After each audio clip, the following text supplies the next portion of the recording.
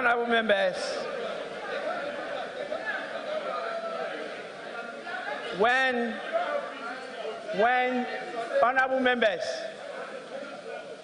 the Speaker is on his feet, everybody else is seated and quiet.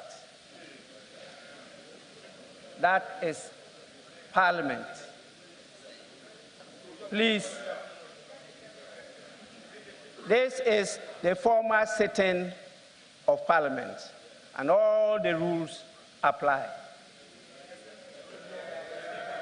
I will not be tempted, and I resist it, to start enforcing some of the rules. I know this is election year, but my words can deselect a lot of you. So please, my words on this chair can deselect a lot of you. Kindly take note and let's proceed. His Excellency, as I mentioned, is the former President of the Republic of Ghana. We have in our midst Her Excellency Nana Konadu Agyeman-Rawlings, the former First Lady of the Republic of Ghana. We have the Right Honorable Michael Aaron Okoye,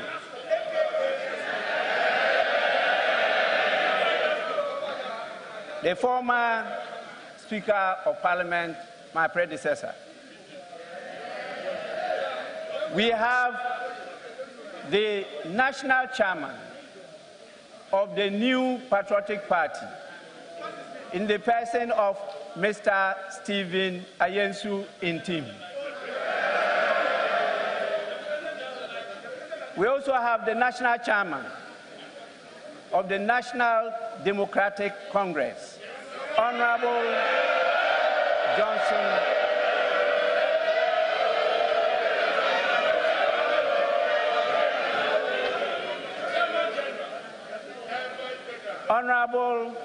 Johnson Asedu Nketia. We have the General Secretary of the New Patriotic Party, Mr. Justin Frimpong Kodua. And we also have the General Secretary of the National Democratic Congress, Honorable Fifi Fiave Kweti.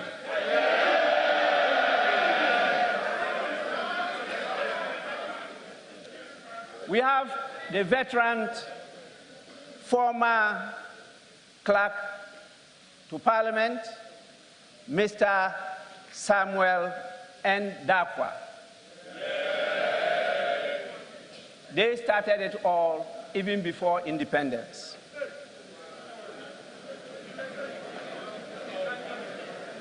He was in the Legislative Council, and they supported the late KB Ayensu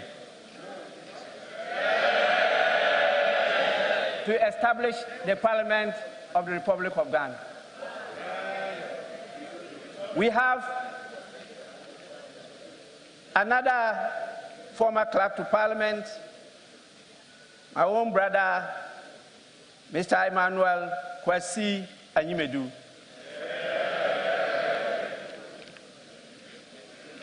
We have the heads of our security agencies and our esteemed chiefs, queens and queen mothers. We have our most revered religious leaders and the dean and members of the diplomatic corps. We have our development partners with us, and representatives of various civil society organizations. And definitely, we have our partners, our dependable partners, members of the media.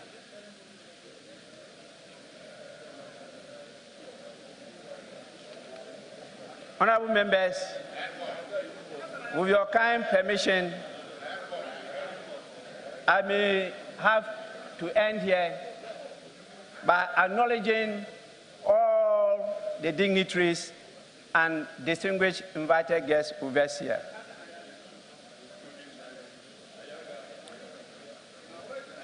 I now have the greatest pleasure in inviting His Excellency the President to deliver his message. Your Excellency, you may deliver your message now.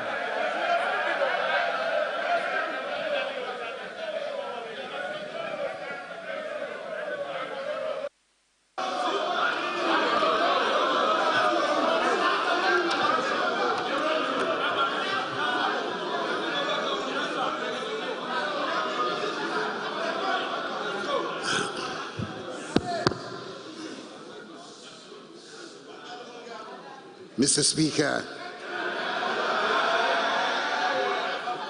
it is always exhilarating to be back in Parliament and to discharge the duty in fulfillment of Article 67 of the Constitution of delivering to the House a message on the state of the nation on this occasion for the penultimate time.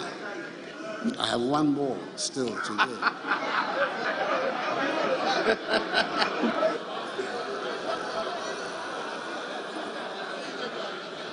In accordance with protocol and convention, it is good to see that First Lady Rebecca Akufo-Addo, Vice President Mahamudu Bawumia, Second Lady Samira Bawumia, the spouse of Mr. Speaker Alice Ajua Jonas, Chief Justice Gertrude Tokonu, and Justices of the Supreme Court, representative of the Chairperson and members of the Council of State, the new Chief of Defense Staff, Lieutenant General Thomas Opon-Pepra, the Inspector General of Police, Dr. George Akufo-Dampare, and service chiefs are all present, as are the Dean and members of the Diplomatic Corps. Mr. Speaker, the House is also duly honored by the welcome attendance of the former President of the Republic, His Excellency John Dramani Mahama,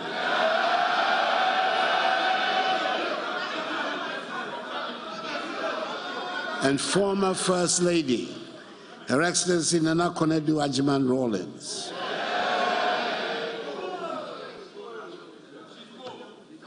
Mr. Speaker, I'm glad to be able to report that the entire territory that makes up our nation is safe, secure, and under the control of the government and people of Ghana. This might sound like a pedestrian statement with which to start a message on the state of the nation. Fortunately, far from it being an everyday truism, this is no longer a statement or claim that can be easily made in these times in the neighborhood in which we are. West Africa is under threat of terrorism and violent extremism, rapidly spreading southwards from the Sahel to coastal West Africa. We can no longer take the territorial integrity of our countries for granted. Indeed, many of our neighbors have already fallen victim and lost large portions of their territories to extremist groups. And Ghana, by the grace of the Almighty, is the only coastal state along the Gulf of Guinea that has so far not recorded a terrorist attack. Mr. Speaker, the peace and security we have in our country has not happened by chance. It has taken deliberate policy and planning on the part of government and a lot of hard work and dedication on the part of our security services to keep our country safe and secure. I might add that it has also meant that we've had to spend a lot of money that would have otherwise have been available to spend on many of our development needs. But I believe we're all agreed that the primary responsibility of the state towards its citizens is to provide and guarantee peace and security, and we're doing just that. Since we came into office, we've ensured a significant expansion of the armed forces and all the other security agencies. We're paying diligent attention to their welfare as well. The accommodation and physical environment generally of the security agencies are being improved. We've quickened the pace of the retooling and equipping of the security agencies to ensure readiness towards the emerging security threats. For the majority of us, in our everyday activities, it is the security of our streets and homes and communities that concern us most. We want our children and grandchildren to grow up in a safe atmosphere, and the Ghana Police Service played the lead role in this. Again, government has performed most creditably.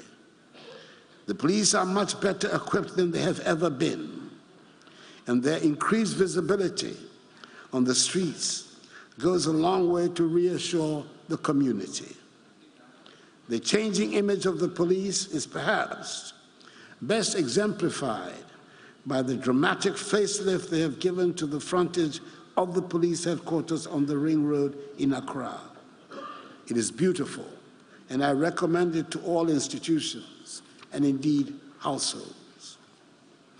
Whilst we're spending time, money, and energy and lives keeping the country safe from external dangers, I must add that it is a matter of great concern that we continue to have so many chieftaincy and land disputes around the country, which tend to be breeding grounds for internal tensions and destabilization. Mr. Speaker, I must make special mention of the troubles in Boko. The tragedy is not only that a thriving and dynamic town is being reduced to a wasteland of destruction and distrust. We're spending money and energy that would have been better spent on development needs of Boko, providing security to keep brothers and sisters from killing each other.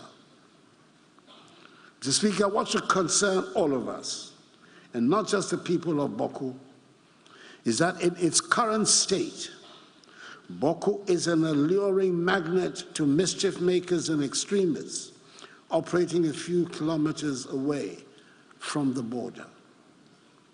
In a bid to find a lasting solution to the conflict, government has in the past year undertaken a number of measures, including the establishment of a special Boko task force and the intensification of engagements with the factions for the resolution of the chieftaincy dispute. On the recommendation of the Upper East Regional and National Security Councils, 4 radio stations that have been broadcasting incendiary language and propagating hate speech have been shut down by the National Communications Authority. The Chief Justice, for her part, has also recently established specialized courts in Accra and in Kumasi to deal expeditiously with criminal matters emanating from the Boko conflict. Government is determined to do all it can to ensure that there's security in every inch of the territory of our country. But it is also very much up to the citizens to help create the needed atmosphere. And I'm thus appealing to all citizens, all Ghanaians, to take the See Something, Say Something campaign of the Ministry of National Security very seriously. There is indeed, Mr. Speaker, a state of palpable anxiety and tension in every corner of West Africa, raising the specter of regional instability, which we thought had been banished. Unconstitutional changes in government in parts of Africa, especially in West Africa, through a series of coups d'etats and military interventions in governance, testify to an unfortunate democratic regression in the region. It is in the interest of democratic growth that this development is reversed as soon as possible, and we in Ghana continue to give maximum support to ECOWAS, the regional body of West Africa, and the AU, Africa's continental organization, in their efforts to restore democratic institutions in the affected nations. We must help stem the tide of this unwelcome evolution and help entrench democracy in West Africa. We believe also that a reform of the global governance architecture, such as the Security Council of the United Nations, to make it more representative and accountable, will help strengthen global peace and stability, and thereby help consolidate democratic rule around the world. Mr. Speaker, we in Ghana have had our fair share of political instability and experimentation about how we should govern ourselves. There might be new names being ascribed to some of the supposed new ideas being canvassed by some today. But I dare say on close examination, we will discover that they are not new. We have tried them here, and they have failed. We know about all-powerful, cannot-be-questioned messiahs. We know about liberators, and we know about redeemers and deities in military uniform. It might sound new to some, but those of us who have been around for a while have heard the argument made passionately that democracy was not a suitable form of government if we wanted rapid development. It is a tired argument that was regularly used by apologists for coups d'etats. It is also not new to have political parties and politics in general being denigrated. Indeed, there used to be national campaigns of fear waged against politics and political parties. It took time, and it took long battles, but in the end, a consensus did emerge, and we opted for a multi-party democratic form of government under the Constitution which ushered in the Fourth Republic. Mr. Speaker, it is not a perfect document. Constitutions do not ever pretend to be, but it has served us well these past 32 years, considering where we have come from. It is a sacred document that should not be tampered with lightly. But I hasten to add, our Constitution did not descend from heaven. We Ghanaians drew it up to serve our needs, and we can amend it to suit our changing needs and circumstances. We should work towards finding a consensus on the changes that the majority of Ghanaians want made to the Constitution. Mr. Speaker, democracies are founded on elections, and the holding of free and credible elections ensure that people have confidence in the government that emerges at the end of the process. The honorable members of this House, who are at the center of it all, know more than the rest of us that this is an election year. The increased decibel level in all communications will ensure that even the most politically uninterested person among us would know that on December 7th, we shall be going to the polls to elect a new president and new members of parliament. A lot of the responsibility lies on the Electoral Commission to put the organization in place that will ensure that we have credible elections. Government is doing its part to make the work of the Electoral Commission go smoothly. A lot of responsibility lies on the political parties as well, and I hope that the parties recognize that their credibility is also on the line, especially with some people wanting to undermine the multi-party democratic system of government. It is up to the parties to demonstrate that competitive elections are an honorable, character-enhancing experience, and that at the end of the process, the loser will congratulate the winner, and the world does not come to an end because an election has been lost. There is nothing inherently dirty or corrupt about politics, and nothing about elections that should generate violence. We who are in politics, and we who are members of political parties, owe it to ourselves, the institutions we claim to belong to, and above all, we owe it to Ghana and the people of Ghana to make politics and elections the serious and joyful phenomenon they should be. In discharging their responsibility, I urge the Electoral Commission to work with the political parties to iron out whatever problems there might be. And I'm happy that the Electoral Commission, after engaging the parties, has shelved plans to change the 7th December date. Politics, after all, has been described as the art of the possible. And if that is what we are engaged in, it should not be beyond us to resolve the problems that come up and concentrate on working to build the happy and prosperous country we want. Government, on its part, will do what is expected of it to make sure that the reputation of Ghana is not damaged and the free will of the people is manifested at the end of the electoral process. And I want to reassure the people of Ghana that I'll do everything in my power to help ensure the conduct of transparent, free, and fair elections on 7th December.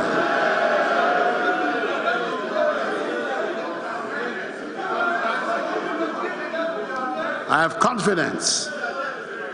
confidence in the security services to ensure that those who might want to cause havoc or any kind of mischief to disrupt the electoral process will have no room to operate. Mr. Speaker, there are amongst us those who, for ideological or other unstated reasons, have never accepted multi-party democracy and therefore take every opportunity to portray the governance efforts in the most disparaging manner. There are also those amongst us who consider the rough and tumble of politics to be beneath them and will not want their sainted images to be soiled by what they term the dirt of politics. Mr. Speaker, we can and we should continuously improve upon the performance of the institutions that hold the state together. But nobody should undermine the integrity of the arms of government for parochial reasons. There is definitely much room for improvement in the workings of the executive arm of government, the judiciary, and our parliament. Even those who have had parliaments as part of their governance systems for hundreds of years still make mistakes and sometimes get things alarmingly wrong. It would be surprising if our 31-year-old parliament did not get things wrong sometimes. This august house, which holds so many fond memories for me of my personal political journey, does not always measure up to the expectations of the people, or even sometimes of its own members. There's a lot of anxiety currently about how our MPs get elected. There's anxiety about the rapid turnover of members in the House and the loss of institutional memory. There's a lot of anxiety about some of the procedures in the House. We will not all agree with everything that the Parliament does. And I dare say, Mr. Speaker, that I do not agree with everything that goes on in here.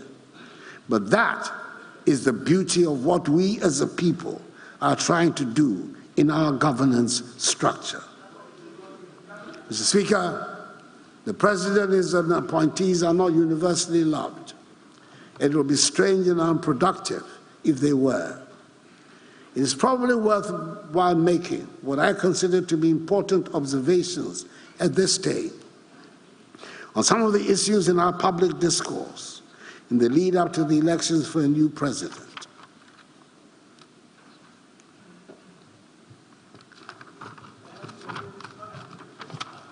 Under the Constitution, the executive power of the state is vested in the President of the Republic.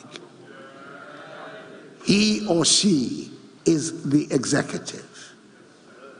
There's no ambiguity about where the buck stops when it comes to responsibility for what happens in the government. It stops with the President. He or she has ultimate responsibility. It would be an unwise president that would pretend to have all the answers and refuse the advice of his officials. But the fact remains that the president holds the executive power. The cabinet, the ministers of state, all act ultimately in an advisory manner. Of course, the member of the government might take an idea, be it generated by the president or the official or a committee, and turn it into a huge success, and the honors will be claimed or shared where public perception falls. But ultimately, the president is responsible and therefore takes the credit or the blame for whatever happens in his or her government. Mr. Speaker, let me make a second point. The programs that come from the executive benefit from the rigorous public examination and debates to which they are subjected. We all now take for granted and sometimes even bemoan the vigorous media and civil society organization scrutiny that characterize public discourse. It gives me quite satisfaction and great pride to hear young Ghanaians today who believe that criticizing the President of the Republic and challenging government proposals are normal, regular activities. Some of the young people listen with incredulity when they hear about a Ghana that was once without private radio stations, and people had to tune into foreign stations to hear critical and opposition voices. Today, there are some 550 radio stations in operation in this country. In spite of all its shortcomings and difficulties, the people of Ghana have shown admirable commitment to multi-party democracy and have not fallen for the instigations to resort to the violent overthrow of an elected government. The past 32 years of the Fourth Republic have witnessed the most sustained period of stability and economic growth in our country. And we should be proud of what we have achieved and seek to protect and build on it. And that is why the theme for the 67th Independence Anniversary celebration on 6th March in Akufo-Addo is Our Democracy, Our Pride. Mr. Speaker, I'm pleased to report on the progress we're making in the administration of justice. This past year, a total of 76 judges and magistrates were appointed. They comprise the new Chief Justice, 2 new Justices of the Supreme Court, 23 new High Court judges, 29 Circuit Court judges, and 21 new magistrates. 262 staff were recruited to address some of the human resource gaps created because of the newly established courts throughout the country. In January 2024, 3 additional justices have been appointed to the Supreme Court to replace 3 justices who have retired from the court. We've made unprecedented progress in the provision of court buildings and residences for judges around the country. In 2020, government set out to construct 120 courthouses with residential facilities nationwide. As of 31st January 2024, 67 courthouses had been successfully inaugurated and are in use at various sites around the country.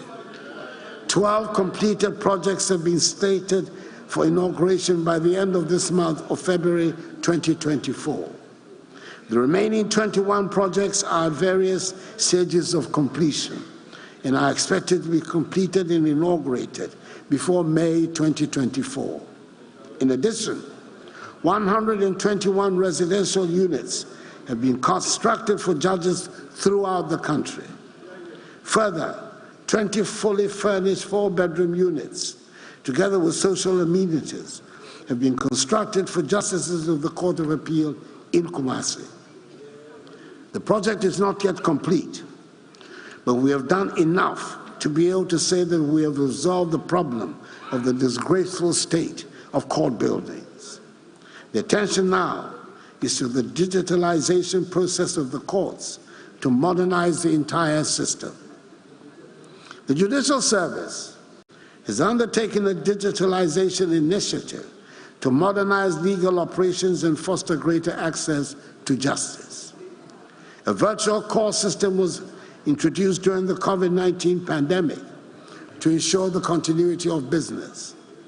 The virtual court system was also rolled out to 17 courts and subsequently to 19 high courts for the smooth hearing of court cases.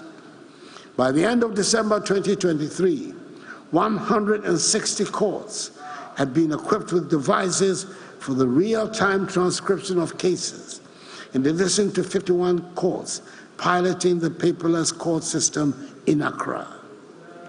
The integration of real-time transcription devices in 160 courts has revolutionized the way in which court proceedings are recorded and documented. The service is rolling out a comprehensive digitalization of the court system. The Attorney General has continued in a very effective manner the tradition under this administration of contesting every single litigation against the state, and has avoided the numerous judgment debts that used to be given against the state. The Office of the Attorney General, as a result, has saved the country over 10 trillion Ghana cedis.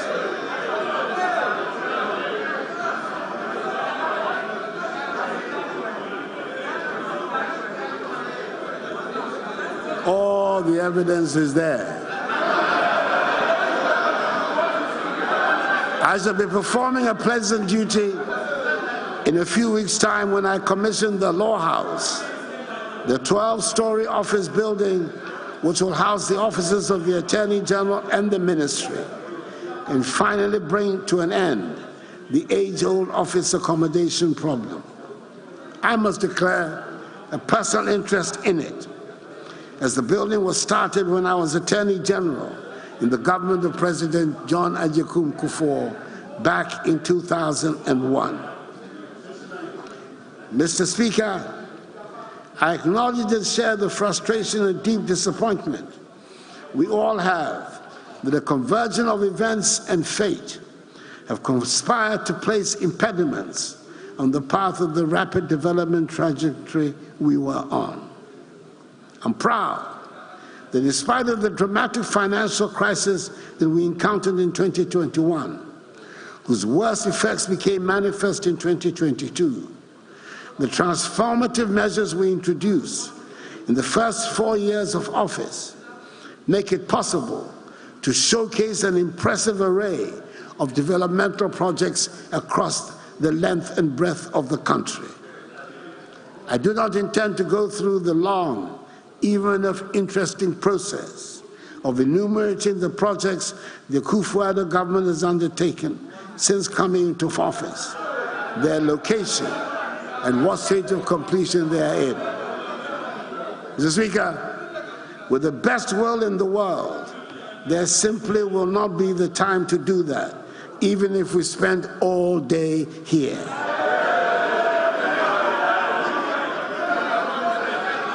It will be recalled that last year, during the message on the state of the nation, faced with a similar problem about road projects, I came to the House armed with a fat book that had the details of the road projects around the country, and all honorable members were given copies to go through at their own leisure.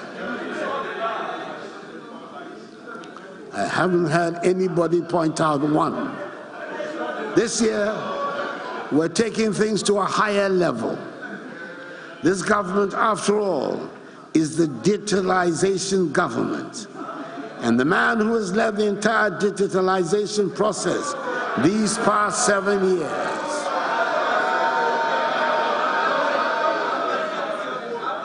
my indefatigable Vice President,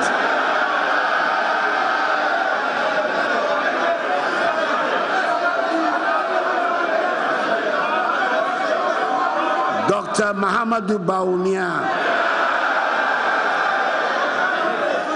Dr. Digitalization,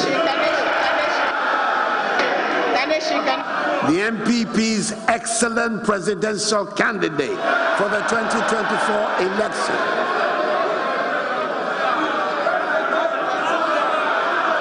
is coming out with what will allow everyone and everybody and anyone to check on every project being undertaken by the government without having to listen to the President's message on the state of the nation.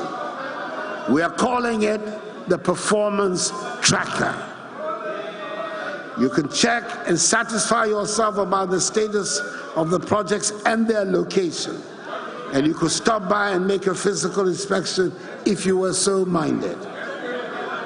Mr. Speaker, if you want to check on roads, classroom blocks or chip compounds or Agenda 111 hospitals, or bridges, or science laboratories, or water projects or sanitation projects, or landing sites and harbors, and other infrastructural projects, or whatever this government use your tax money to execute, the key to your query is right there on your phone.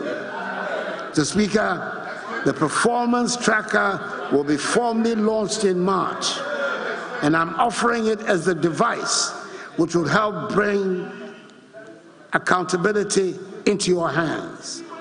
With the Performance Tracker, we can be sure that never again will pictures of an artist's impression be offered as projects that have been completed.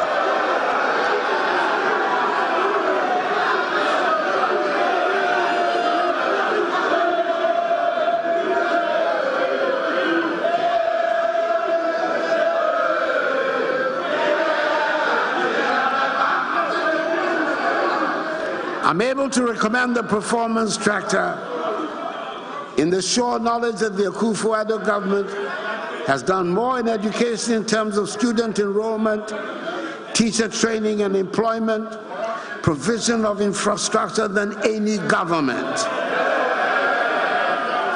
We have similarly done more in health, agriculture, security, roads, railways, tourism, digitalization than any other government. Thanks to the Performance Tracker, the President no longer has to go through lists. And I have the confidence to say that every performance indicator used shows we have done more in these 7 years than in any of the 8 years under the National Democratic Congress.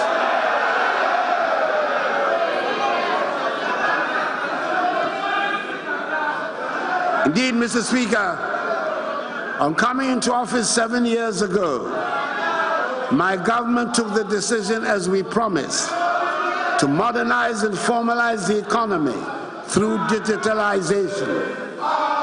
In this regard, we have embarked on one of the most far-reaching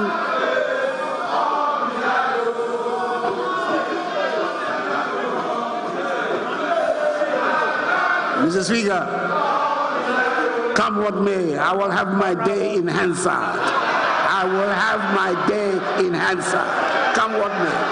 Believe you me.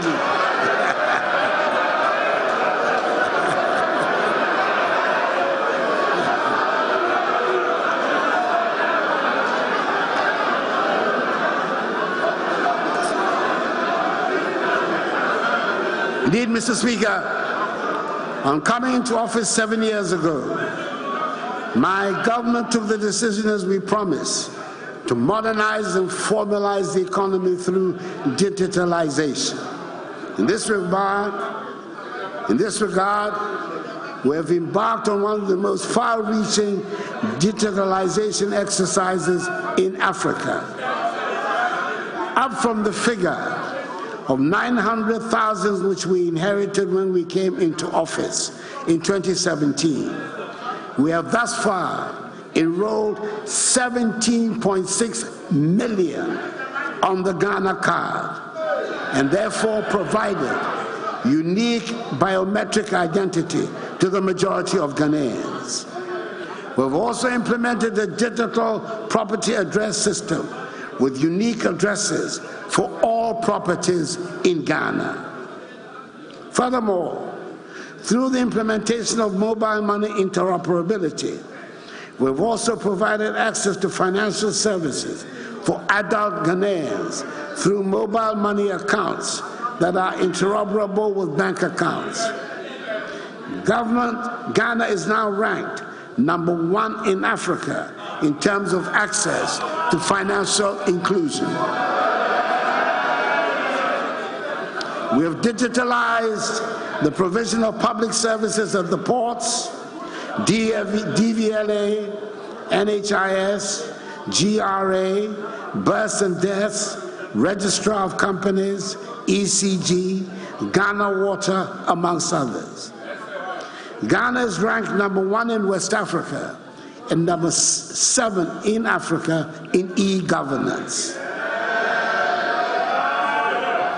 We have also implemented the use of drones in the delivery of medicines, blood, and vaccines. And Ghana currently runs the world's largest medical drone delivery service. We have also networked all teaching regional and district hospitals, and patient records can easily be accessed in these hospitals without the need for a folder. Ghana is making giant strides in the area of digitalization, thereby improving transparency, accountability, and efficiency in the public sector and accelerating the growth of our economy. We are definitely going to be part of the digital revolution that is sweeping the world. Mr. Speaker, last year when I came to the House to deliver the annual message on the state of the nation, we were in the midst of negotiations with the International Monetary Fund. We were faced with a very difficult situation and had to take a lot of unpleasant but unavoidable measures to bring stability and confidence back to the economy.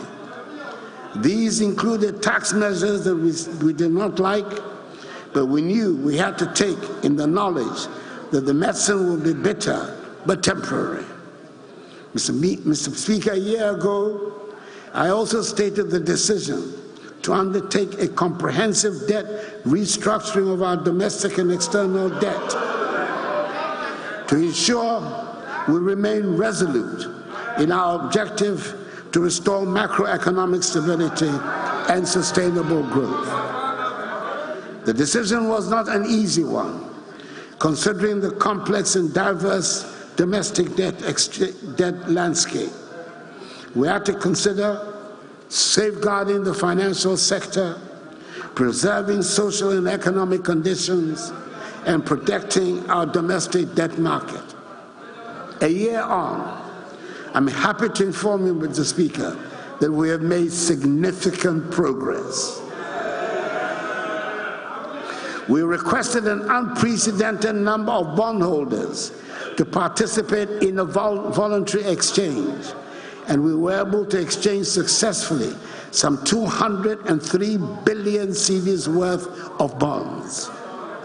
Not only was the exchange successful, but it helped us to secure within 5 months, the shortest possible time in recent debt restructuring history, a staff-level agreement to an executive board agreement with the IMF. My gratitude goes to all financial sector players, organized labor, firms, regulatory institutions, and all individuals who made this painful exercise successful. Mr. Speaker, as you may recall, government successfully paid the first coupon of 2.3 billion cedis on the new bonds on 22nd August 2023. At the time, that was the single biggest payout of domestic payments in a single day for Ghana. We then paid 2 billion and 60 million cedis for the last leg of the domestic debt exchange on 5th September 2023. A week ago last Tuesday, on 20th February 2024, the second coupon of 5.8 billion cedis was paid to domestic bondholders. This is the largest coupon paid in a day in Ghana's history.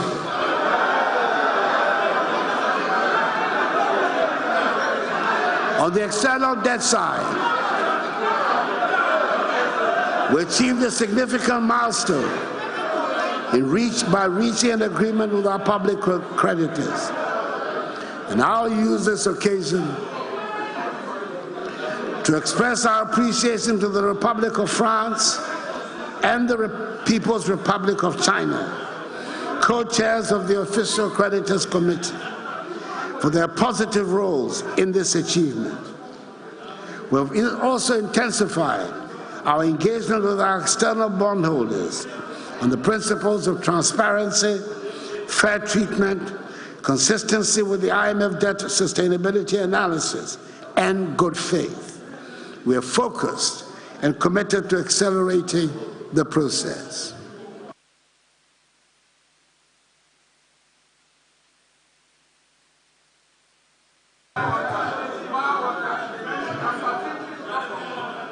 Mr. Speaker, we're committed to concluding the external debt restructuring process as soon as possible, so we move past the crisis.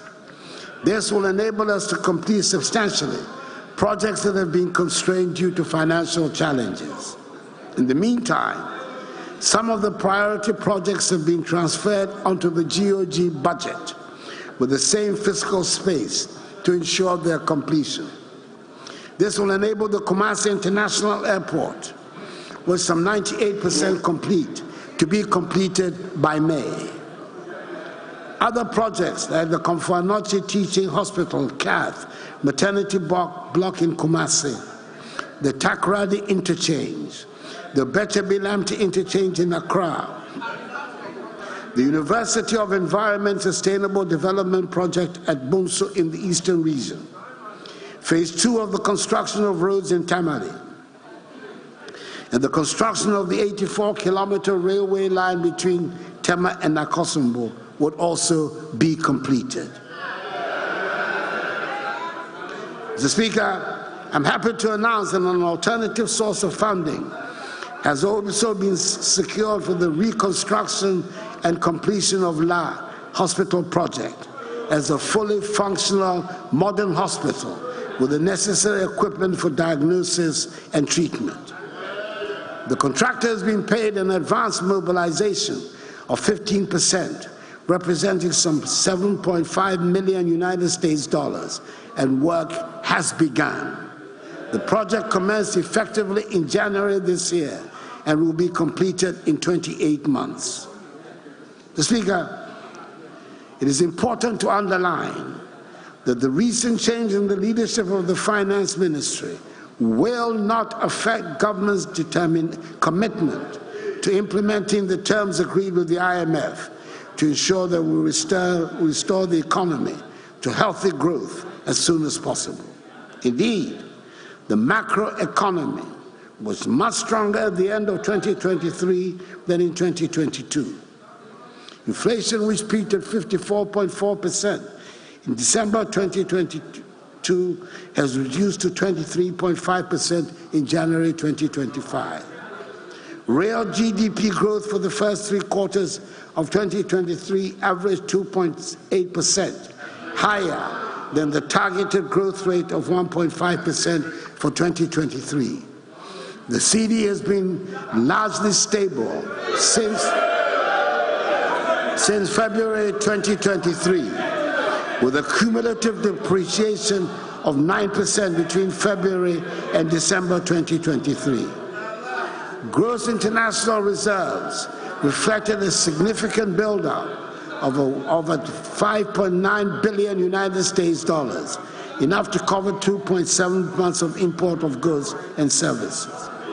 The current account turned positive at 1.4% of GDP at the end of September 2023, from negative 2.1% at the end of December 2022.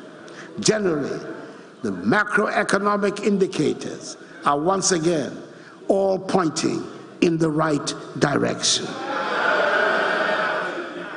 I should point out that in all our discussions with the fund, a paramount consideration has been to ensure that the poor and vulnerable do not bear the brunt of the sacrifices that have to be made. Programs like LEAP, school feeding and capitation grant have been protected and indeed enhanced.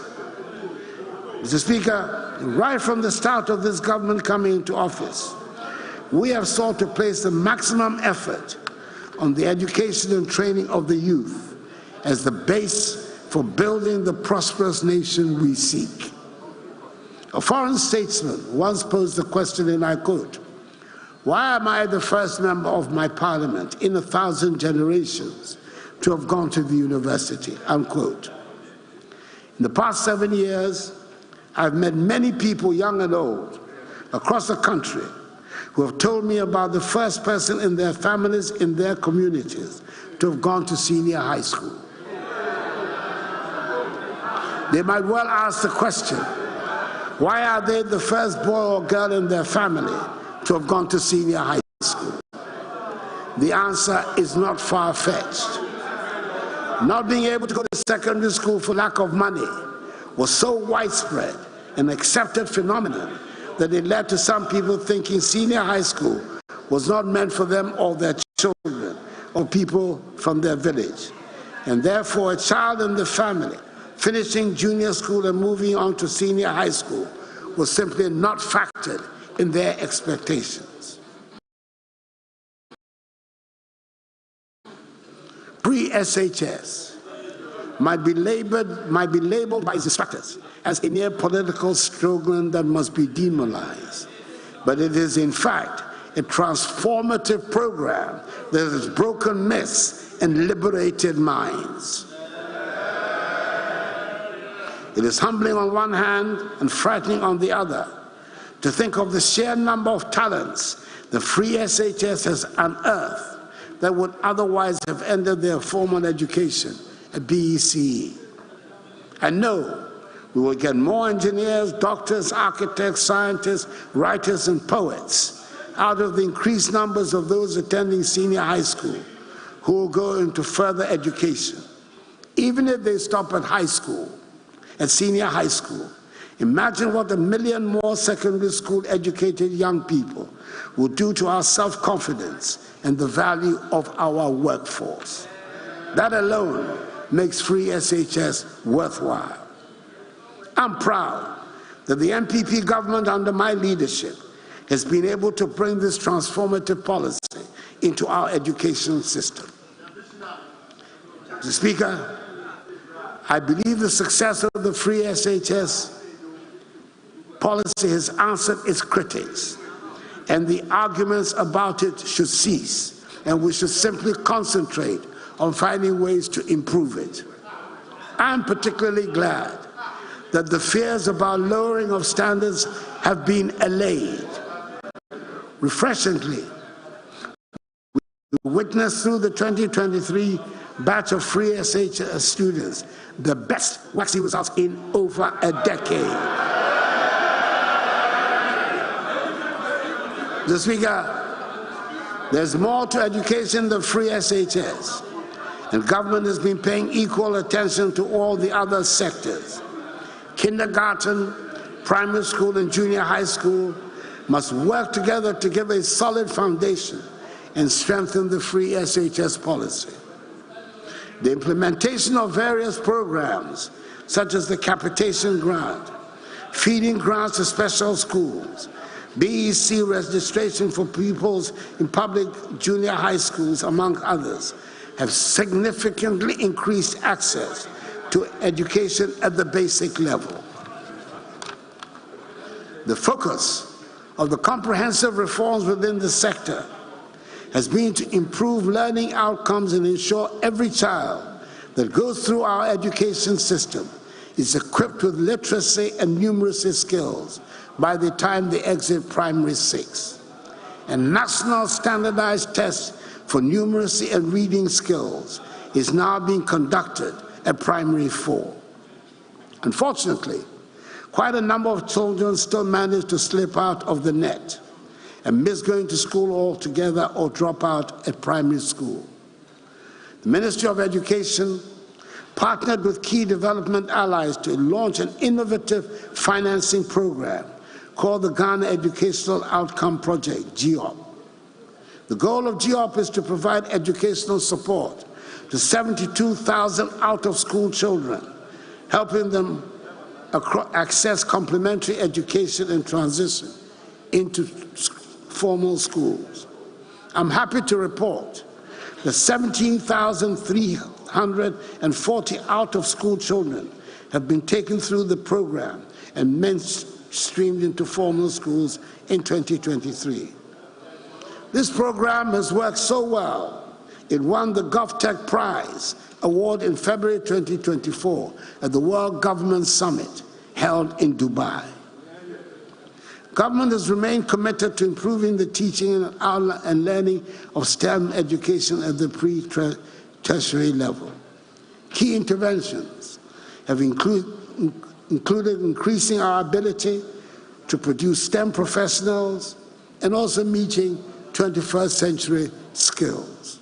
Accordingly, the curriculum has been overhauled to include STEM career pathways such as aviation and aerospace science, biomedical science, engineering, computer science, manufacturing, robotics, and artificial intelligence.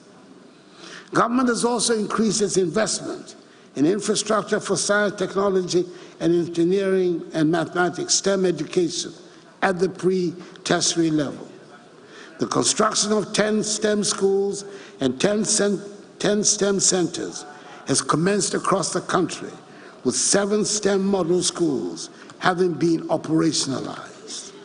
These schools have been equipped with state-of-the-art laboratories and classrooms, dormitories, assembly halls, dining halls, and conducive environments to foster teaching and learning.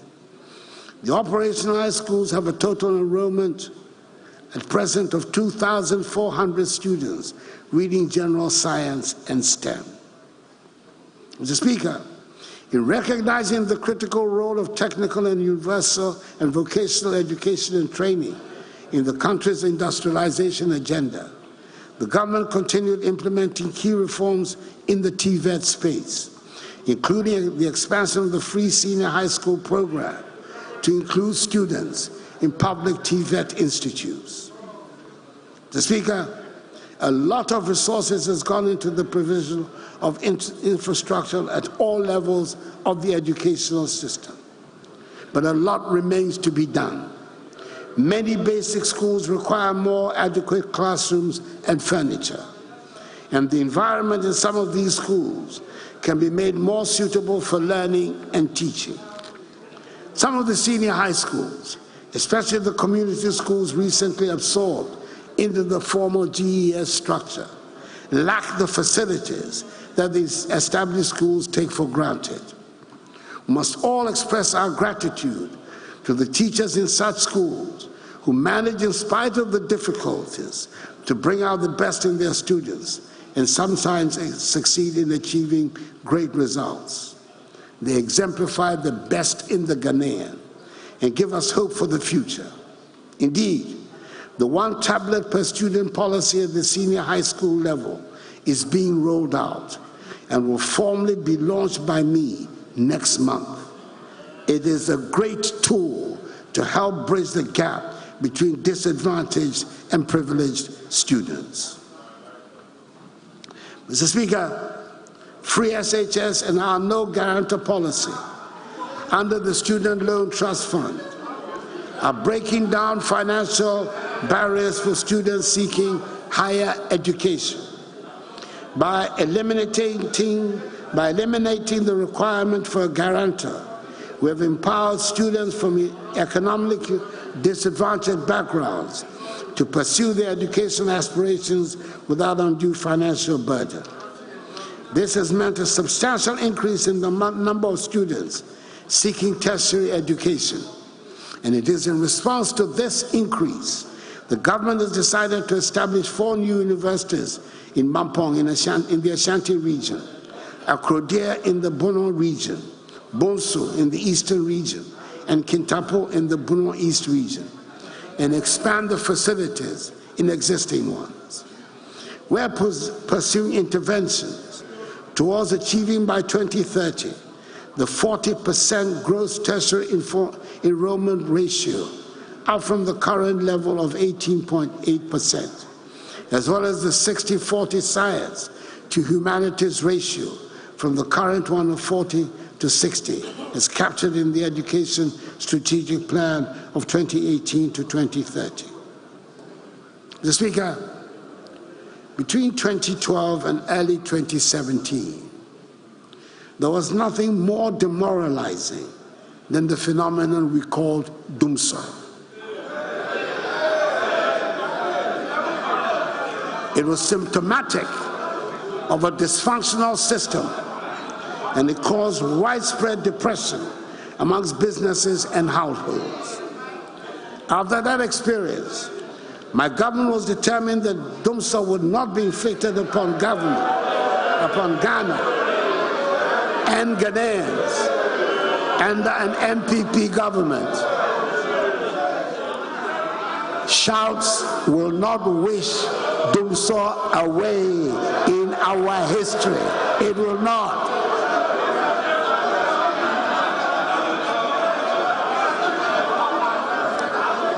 After that experience, my government was determined that DUMSA would not be inflicted upon Ghana and Ghanaians under an MPP government. And I'm glad to be able to say, so far, so good. We've managed to keep the lights on these last 7 years, even in the midst of a financial crisis. We've managed the NFT sector with discipline and expertise to avoid a repetition of the hardships inflicted on Ghanaians some years ago. Furthermore, through determined, skillful negotiation, we've been able to reduce considerably the energy sector debt that we inherited.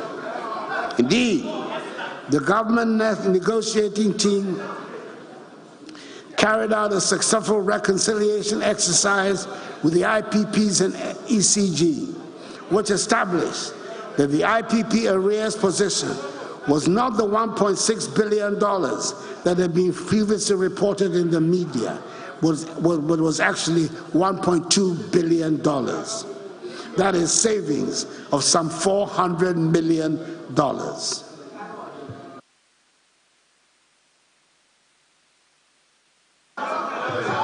Additionally, the government negotiating team has reached commercial agreements on headline terms for the restructuring of power purchase agreements and arrears with AXA, Amandi, SenPower, Senate, and Early Power, and is finalizing remaining definitive documentation of such terms, which will result in total expected savings in excess of $9.1 billion over the lifespan of the IPP projects. In the meantime, ECG has been able to secure a fixed monthly energy purchase price with all the IPPs. This has led to a monthly payment of 43 million United States dollars instead of the 77 million United States dollars. That is monthly savings of $34 million, or a 44% reduction in monthly payments, a far better outcome than the take-or-pay system we inherited. Mr. Speaker, I'm happy to report that we're making admirable progress in the provision of electricity to all parts of the country. Last year, 207 communities were connected to the grid, taking the current national access rate, electricity access rate to 88.85%. We are aiming to achieve universal access this year by connecting an additional 400 communities to the national grid under the Self-Help Electrification Program and other turnkey projects. As part of efforts to improve power system reliability in the middle and northern parts of Ghana, government took a decision to relocate the 250-megawatt Ameri plant from Abuadzi to Anwamaso in Kumasi. The Volta River Authority has successfully relocated 6 units of the Ameri plant with capacity of 150 megawatts, which are currently being tested and commissioned in Kumasi. The authority is taking steps to relocate the remaining 4 units before the end of the year. Mr. Speaker, we're also making steady progress in our commitment to increase the component of renewable energy to our energy generation mix. A 4-megawatt floating solar PV on the Bui Reservoir, as well as the 15-megawatt solar PV at Kaleo, have been completed and both are operational. They have contributed to increasing our share of solar energy in the generation mix to 3.2%. A 100-megawatt solar PV is under construction at Bui, as is the mini-grid electrification program ongoing in the Adan East District, all of which will help us attain our target of 10% renewable energy in our generation mix by 2030. Mr. Speaker, furthermore, we have committed ourselves to the development of nuclear energy for peaceful purposes. As I indicated at the U.S.-Africa Nuclear Energy Summit and the International Framework for Nuclear Energy Cooperation Ministerial Conference held in Accra in November last year, the first of its kind in Africa, our energy transition plan envisages 30% of our electricity production to be from nuclear energy by 2070, which is the core mandate of the Ghana Nuclear Power Program Organization, GNPPO, an entity under the office of the President. This strong commitment and position are geared towards the provision of clean and affordable electricity to drive our industrialization agenda. It is also meant to position Ghana as a net power exporter in the ECOWAS region through the West African Power Pool. Mr. Speaker, we have also succeeded in having the Secretariat of the Climate Vulnerable Forum, CVF, an intergovernmental forum of 58 of the most climate vulnerable countries, representing some 1.4 billion people located in Accra. Mr. Speaker, we have all heard about the Gold for Oil program. It has been explained, debated, and talked about. At this moment, all I want to say about it is that the Gold for Oil program has worked well and reduced significantly forex pressures on bulk energy storage, transportation, and bulk imports. distribution and export companies, enable them to negotiate more competitive premiums with suppliers. Premiums dropped from $180 to $200 per metric ton to $70 per metric ton or less. This also resulted in reduced and stabilized prices at the pumps of between 12 to 13 cedis per liter for the whole of 2023. We're taking steps to rectify some of the handicaps that have limited the full participation of Ghanaians in the oil and gas industry. For years, the well-paid jobs in the industry were taken exclusively by foreign nationals because we did not have people qualified in these fields. Last year, 150 young Ghanaians were trained and certified as mechanical maintenance technicians, electrical technicians, instrumentation technicians, and production process technicians up to the industry standards.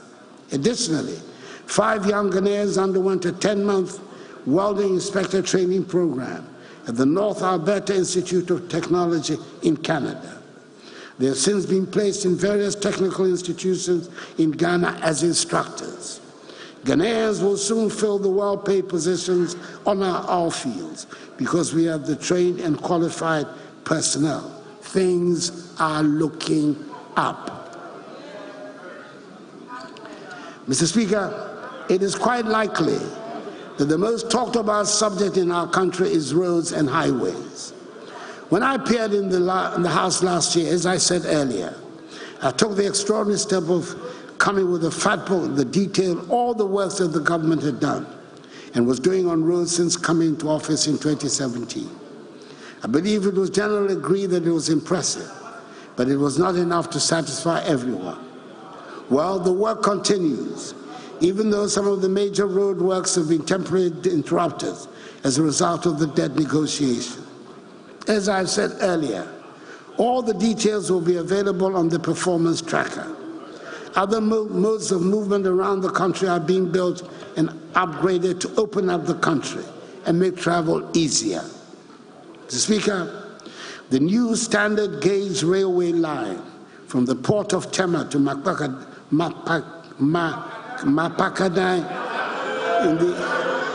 in the Asildaman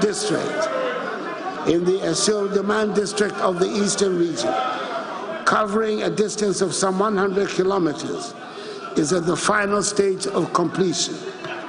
By the middle of the year, the line will be commissioned for operations to commence with brand new standard gauge diesel multiple unit trains, the first of their kind to be used in our country. It is worth mentioning that a rail bridge is being built across the Volta as part of this railway line. I have no doubt it will attract a lot of interest. I'm a great believer in the importance of aesthetics as much as the practical, and that is why I encourage the constructors to construct the railway bridge, which was not a part of the original contract, across the Volta to make the journey more scenic.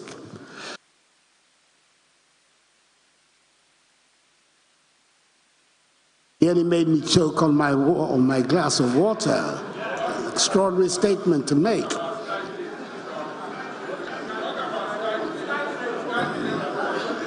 The development is on course of a new standard gauge Western Railway line to serve passengers, the mining sector, as well as support industrialization to boost the development and growth of this nation. The plans for the extension of the railway line to Paga might not materialize during the rest of my administration, but I'm sure they will not be abandoned. Mr. Speaker, there's no argument that food self-sufficiency is the basic requirement for national security and the foundation for building a prosperous nation. Last year, government reviewed the Planting for Food and Jobs, PFJ program, which had been implemented since 2019. Based on lessons learned, government developed and launched, under the dynamic leadership of the new Minister for Food and Agriculture,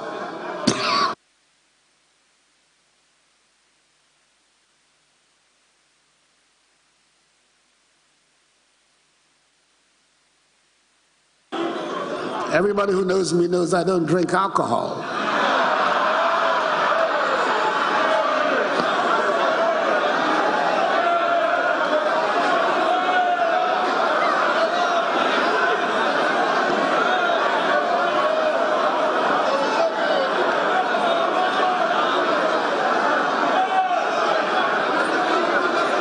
Last year, government reduced the Planting for Food and Jobs program, which had been implemented since 2017. Based on lessons learned, government developed and launched under the dynamic leadership of the new Minister for Food and Agriculture, the second phase of the PFJ. The second phase of the PFJ sets out a 5-year agenda to ensure food self-sufficiency and resilience. Strategic targets have been set for 11 priority products in the immediate term, September to December 2023. Short term, year 2024. Medium term, 2025-2026. And the long term, 2026-2028.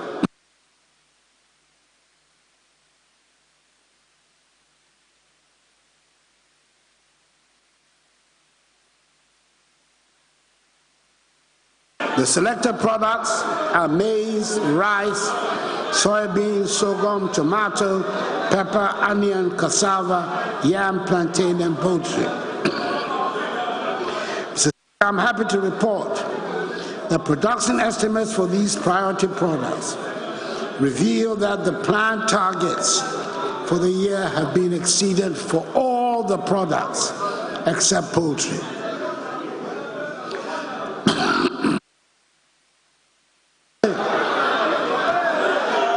Poultry obviously requires extra attention, and that is exactly what we're doing. We have every intention of meeting the domestic production targets for poultry this year, 2024, and moving on to production levels that will lead to reduction in poultry imports.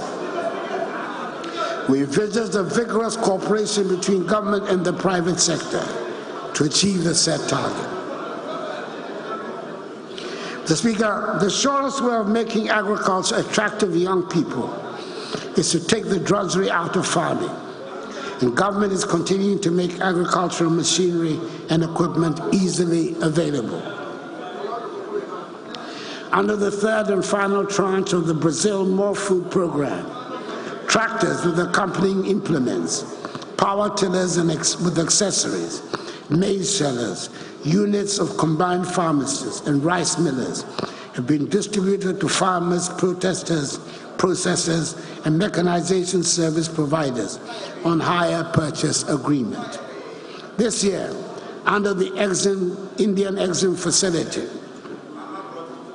tractors with matching implements, planters, boom sprayers, combine harvesters, and corn pickers will also be made available. Mr. Speaker, having determined that large-scale commercial farming is the easiest way to achieve our set goal of food self-sufficiency, government under the second phase of the PFJ will establish agricultural zones as a complementary initiative to address the issue of access to large tracts of agricultural land, to drive sustainable and commercially oriented agriculture. This will significantly expand Ghana's productive capacity in products such as rice, soybean, maize, and tomato. Indeed, between 2021 and 2023, rice imports fell by some 45%. In 2021, rice imports amounted to 805,000 metric tons. In 2022, 650,000 metric tons. And in 2023, 450,000 metric tons. This healthy trajectory will continue until we achieve full sufficiency in rice production. For each agricultural zone, Government will partner with the private sector to provide the necessary irrigation infrastructure, develop access roads, expand power, solar and hydro, and provide mechanization services. Various locations across the country with potential to be food baskets have been identified for the establishment of the agricultural zones. They include the Afram Plains, Chopoli, Kumowu, Kratche, and Nkranza, amongst others. Mr. Speaker, we all witnessed a spectacular increment of the cocoa price from 800 cedis per bag to 1,300 cedis.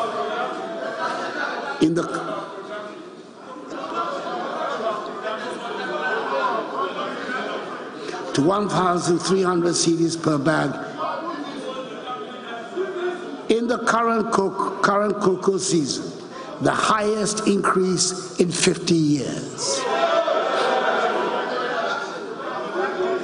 With the current trend of the world cocoa price, cocoa farmers can be sure that I will do right by them in the next cocoa season. Mr. Speaker, government has begun the development of 7,100 hectares irrigation infrastructure in 5 identified economic enclaves within the Afram Plains agricultural zone.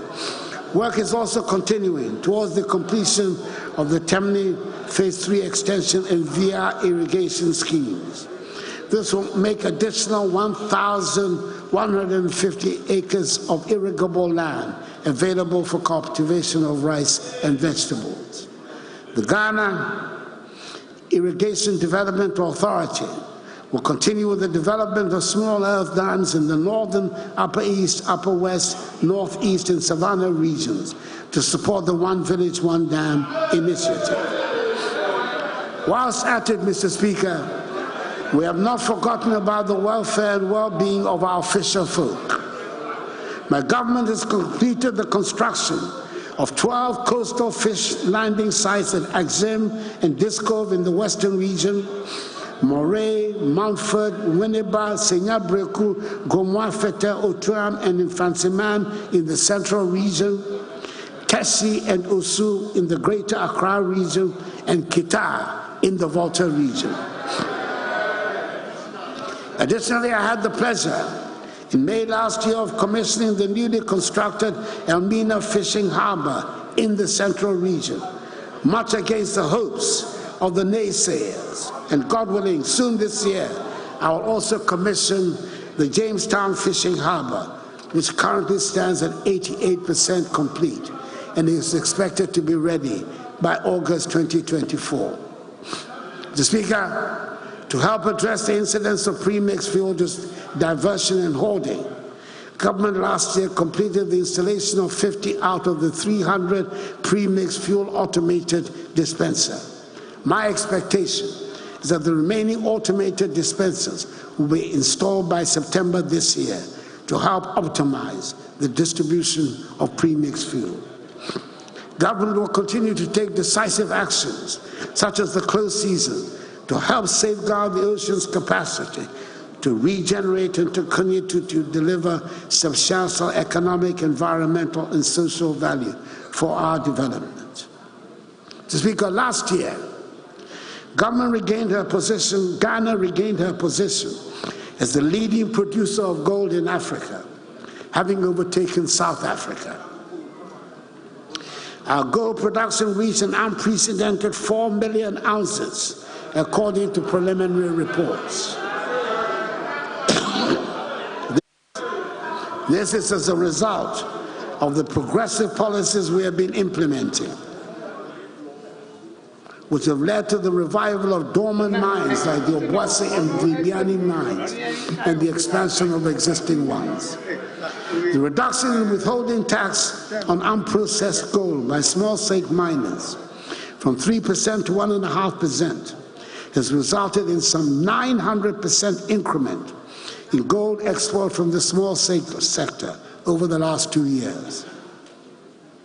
Leveraging on these resources, We introduced the innovative gold for oil policy, which accounts for some 30% of our total crude oil consumption.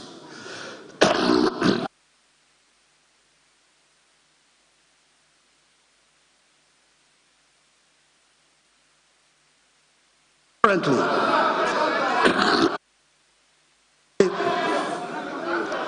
3 large-scale mines are under construction in Ahafo, Upper East and Upper West regions, with Cardinal Namdini set to pour its first gold in the Upper East region in the last quarter of this year. With these new nines, our gold production is expected to increase to some 4.5 million ounces annually. Mr. Speaker, to add value to these volumes of production,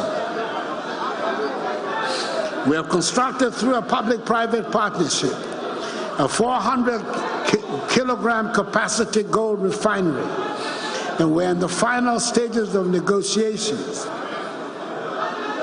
for a London Bullion Market Association certificate.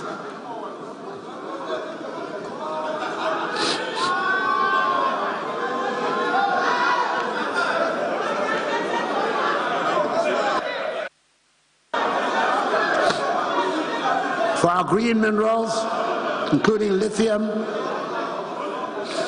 we have put in place a policy for their exploitation and management to ensure beneficiation across the value chain of these critical minerals. Mr. Speaker, as it has been widely reported, Newman Corporation, the world's largest gold-producing company, which operates 2 huge mines in our country and is constructing a third, has announced its intention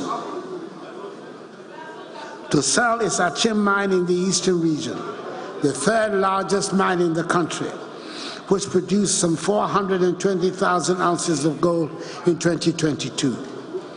As part of government's policy to modernize the mining sector, to indigenize the mining sector, we will engage with Newmont to give priority to Ghanaian investors who will want to acquire this mine to ensure that our mineral resources better benefit the Ghanaian people. Mr. Speaker, we continue to work to ensure the protection of our forests and wildlife resources while reclaiming degraded forests. Some 42 million trees have been planted over the last 3 years under the Green Ghana project, and some 690,000 hectares of degraded forests have been cultivated between 2017 and 2022 under the Ghana Forest Plantation Strategy. Mr. Speaker, the main cornerstone of our move towards the industrial transformation of Ghana is the One District, One Factory policy, this government's iconic flagship initiative. It demonstrates how government can stimulate and incentivize the private sector to expand and diversify manufacturing across the country by harnessing locally available raw materials. It is significant to note that within the relatively short span of 6 years, government has directly intervened to stimulate interest in and support many private sector business promoters to make significant investments in manufacturing under the One District, One Factory program.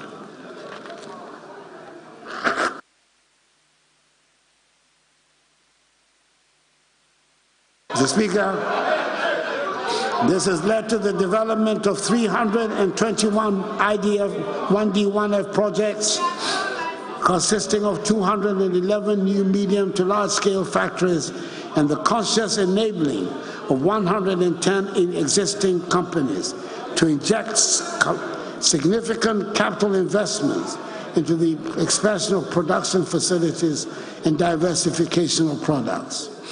These business promoters have so far invested in 142 districts across the country, across all 16 regions, and achieving 54% district coverage. The aspiration is to bring a 1D1F project to every district. Speaker, within this period, some 170,000 jobs have been created under the novel ID 1D1F program by companies in operation. The Speaker, government approved a number of incentives, including duty exemptions to support the implementation of the 1D1F program. In 2019 and 2020, 37 1D1F companies were granted exemptions approval by this august House. However, from 2021 to date, no exemptions have been granted. Mr. Speaker, I urge the House to consider and approve all the outstanding exemption applications as a matter of urgency.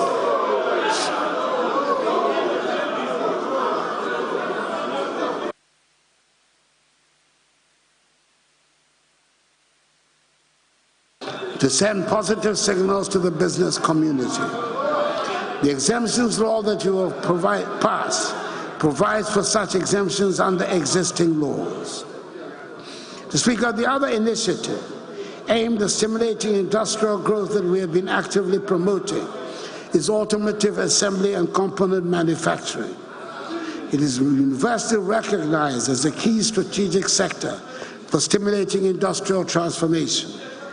The comprehensive automotive development policy launched by government in August 2019 has undoubtedly been the catalyst that has attracted a record number of 12 original equipment manufacturers, including Volkswagen, Toyota, Suzuki, Nissan, Peugeot, Kia, Hyundai, Honda, to set up assembly plants and produce a range of models here in Ghana. The Speaker, it is noteworthy that these investments have been accompanied with complementary initiatives to build the necessary engineering and technical skills in Ghana. Toyota Ghana has partnered the School of Engineering Sciences of the University of Ghana to establish and operate a modern auto engineering training center for engineering students and the industry to acquire applied auto engineering training. Similarly, Kia Motor Company of Korea has upgraded the Rana Motors West African vehicle assembly with state-of-the-art equipment for training of auto repair and maintenance technicians, including repair and maintenance of electric vehicles.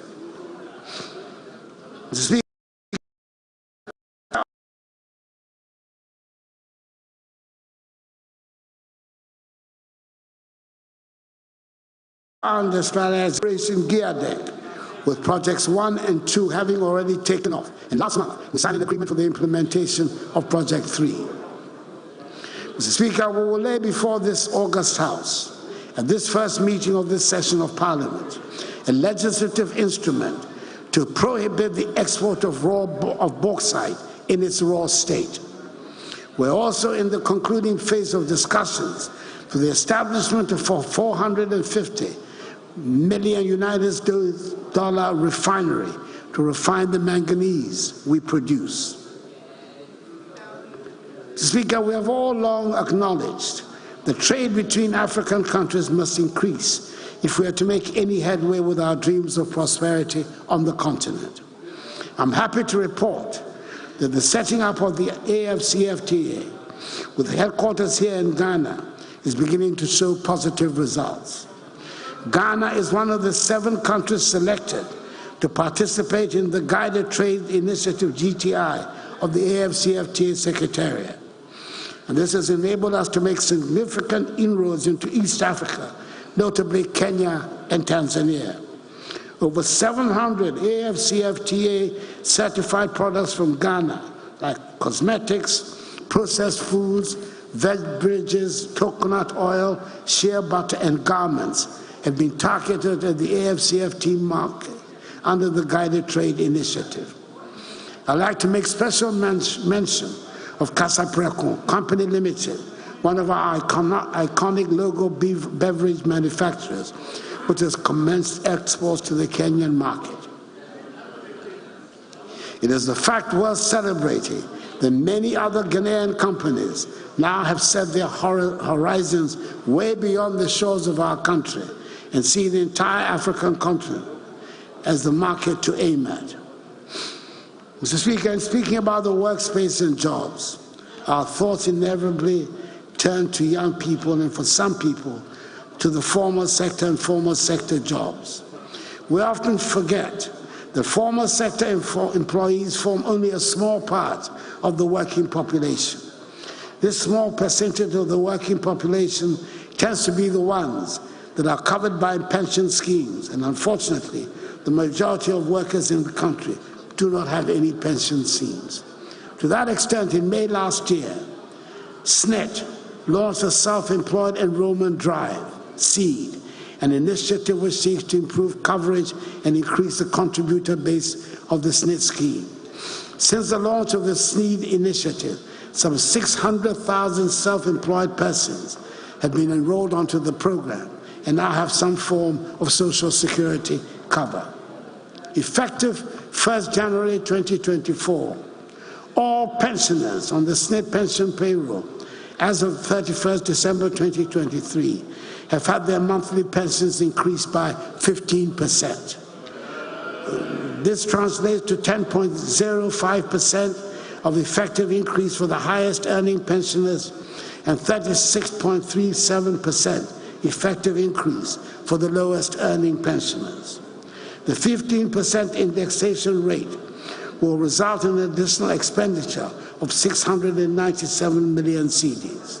The total benefit expenditure for government under the SNET scheme alone is projected to increase from 5.4 billion cedis in 2023 to 7 billion cedis in 2024. Mr. Speaker, I believe we can say with certainty that in the tourism sector, Ghana is finally realizing her long-promised potential. Starting from the events and excitement of the year of returning 2019, Ghana has truly become an attractive tourist destination, with visitors' numbers increasing every year. December in GH is now an established and increasingly attractive phenomenon, which brings visitors to our country in the month of December and has changed the events calendar around the Christmas holiday season in Accra and many other towns.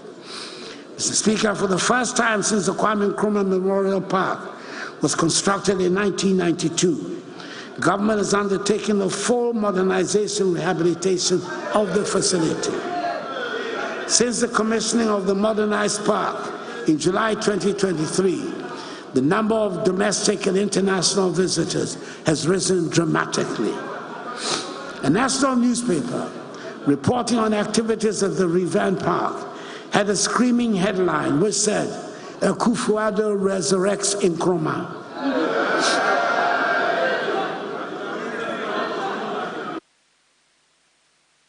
That gave me pause for a moment, but on reflection, I decided I would accept it, be it a compliment or criticism or an addition to the collection of sayings by elders. Whatever it is, since the commissioning, there have been 208,557 domestic and international visitors to the park between 14th July and 31st December 2023. Mr. Speaker, compare that, if you may, with the best performance until then, which was in the year of return in 2019, when there were 126,190 visitors in the year. Other facilities are being upgraded, and it's good to know that the private sector is showing interest in getting to the development of tourist attractive sites. Mr. Speaker, the National Museum Gallery, which had been closed down since 2015, has also been fully refurbished.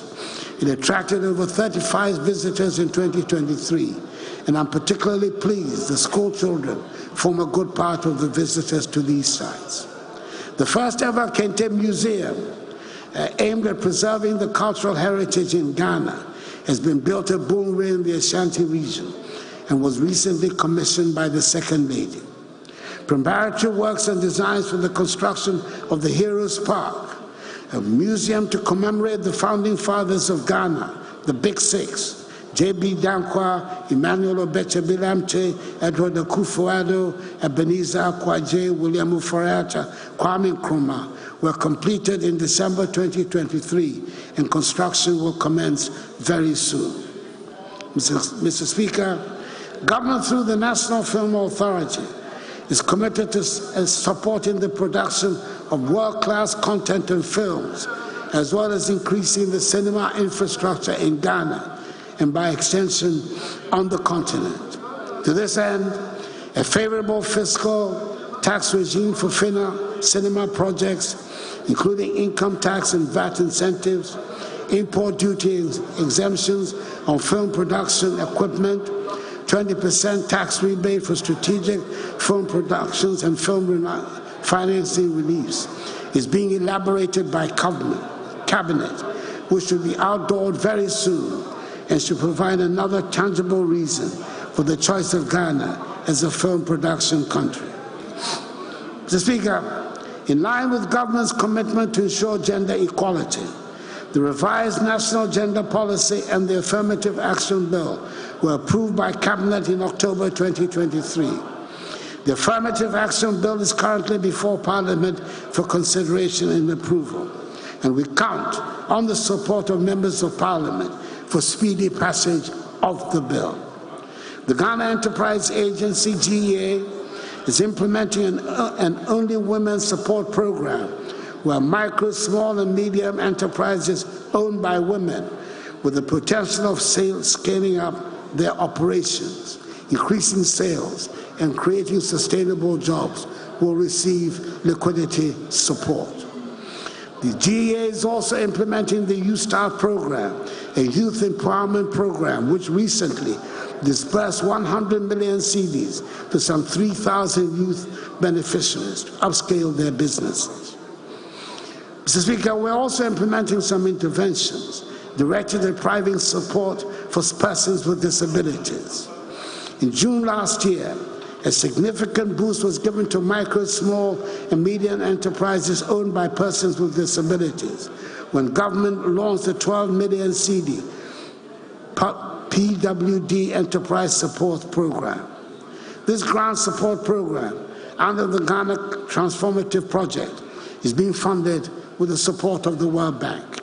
Again, the Youth Employment Agency has initiated a groundbreaking employment drive targeting 282 persons with disabilities who used to work at poll booths. Speaker, let me now turn to football, a sport that is dear to the hearts of all Ghanaians.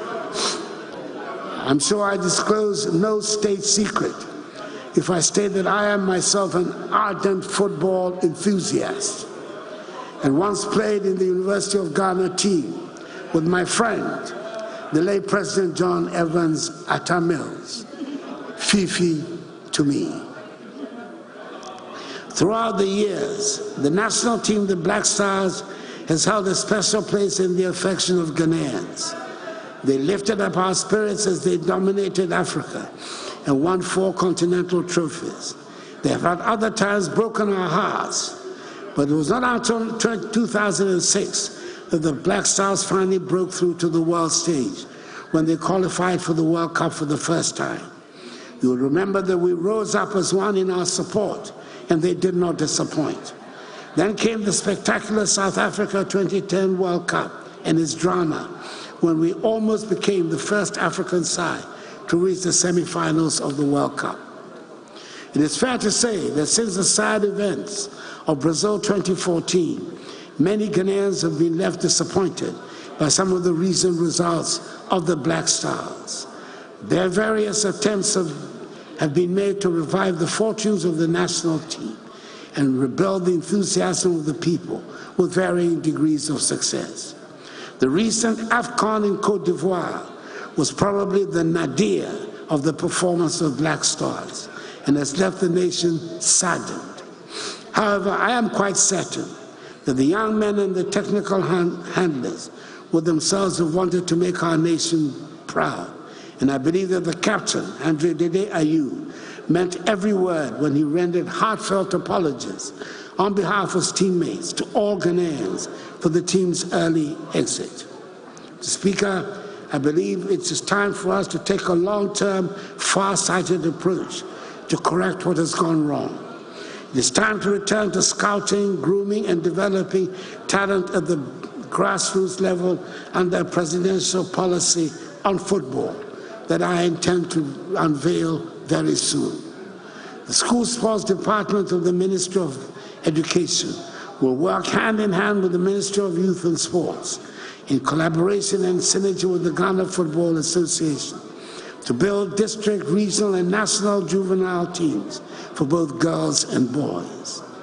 The more than 150 AstroTurf pitches constructed throughout the country under this administration provide the foundational facilities to make a start as we strive to provide more of them, which will see a steady progression of talent up the ladder from the junior juvenile teams to the senior sides based on merit and nothing else.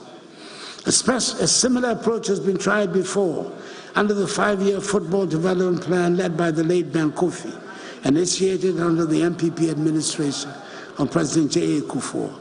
It was under this plan that talents such as Michael Essien, Sule Muntari, John Mensah, Derek Boateng, and later Asamoah Gyan and Stephen Appiah were discovered and nurtured.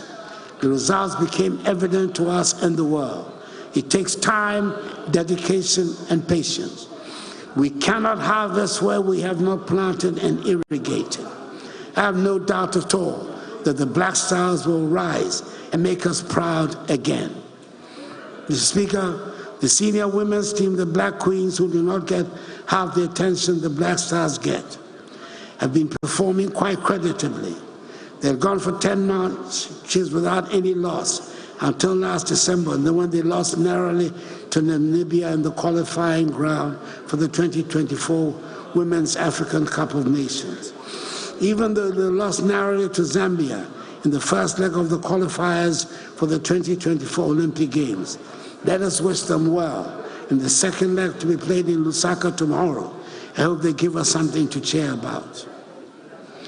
Mr. Speaker, it gives me great pleasure to report that all the preparations are ready for Ghana to welcome sportsmen and women from around the continent to participate in the 13th edition of the African Games. It seems incredible, but this is the first time that Ghana will be hosting these games. It's taken a lot of courage to have persisted with the decision to host the games, especially when our financial problem came in the midst of the preparations. But I am glad we went ahead. The preparations are all complete, and I was excited and very pleased with what I saw at Botima when I went to commission the Games Village some 2 weeks ago. We have high-class sporting facilities which will serve us well long after the Games are over. Some of the events will take place at the University of Ghana Sports Stadium. It is worth noting that this is a facility started under former President J. Akufo-Addo and was abandoned by successor governments. I'm extremely proud that this project has been finished under my stewardship, not just because of the Games, but also because it has taken 75 years of existence for Legon, Ghana's premier university, to have a sports stadium.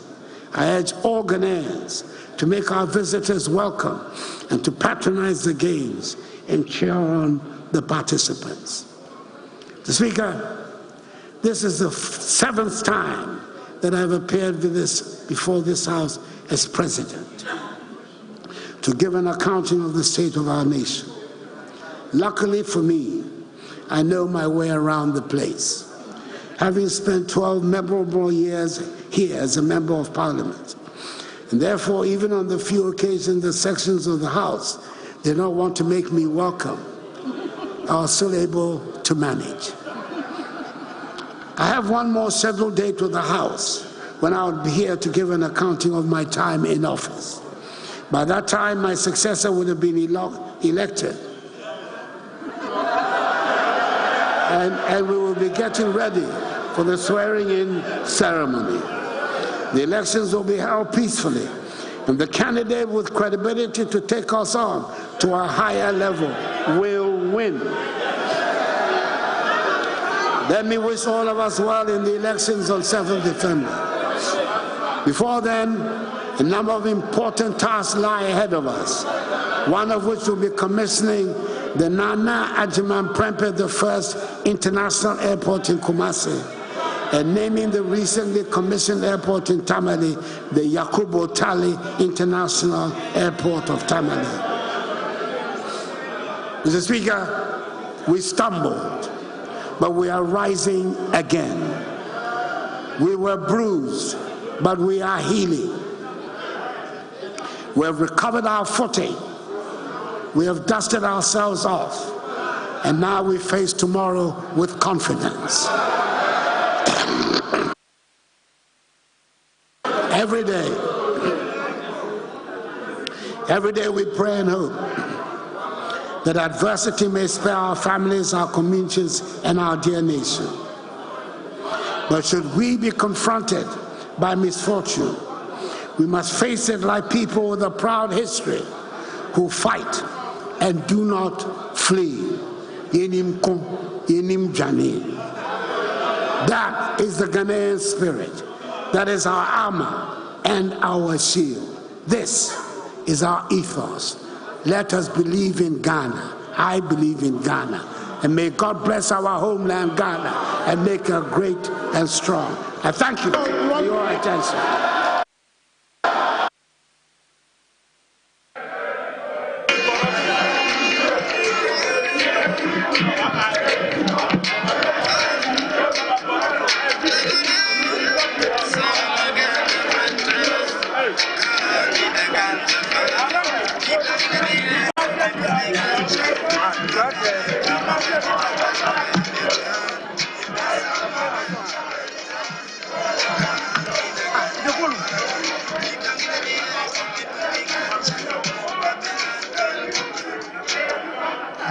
It's feeling as though. No, you do.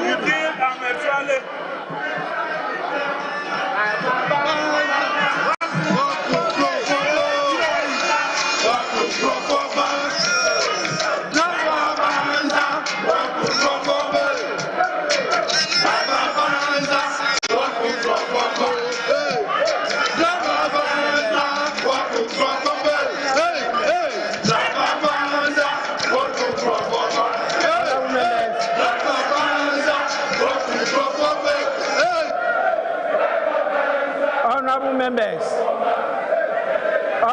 members,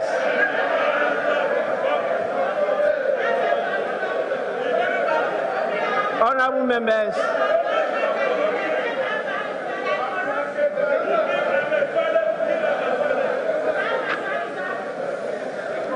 honorable members,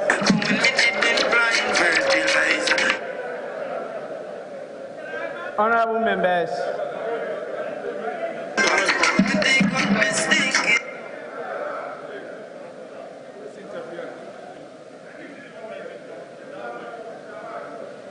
honorable members, I think it's proper and right for us to offer to our revered, distinguished guests for the delay in the commencement of today's proceedings. We have, and we owe it as a duty to let Ghanaians know and our audience why today there was a delay in the commencement of proceedings. And I would want to, on your behalf, also apologize to them for that delay. It was due to circumstances beyond our control.